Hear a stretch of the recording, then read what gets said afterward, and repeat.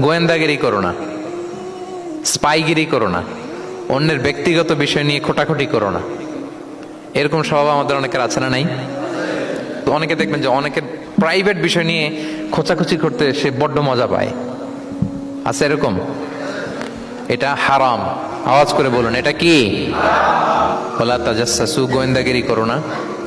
Everyone has personal space and no one should interfere someone's personal space. কেউ কারো personal স্পেসে interfere করা যাবে না। প্রত্যেকের একটা প্রাইভেট এরিয়া আছে, প্রাইভেসি আছে। দেখেন ইসলাম প্রাইভেসিকে কত গুরুত্ব দেয়। প্রত্যেকের প্রাইভেসিকে ইসলাম কত গুরুত্ব দেয়।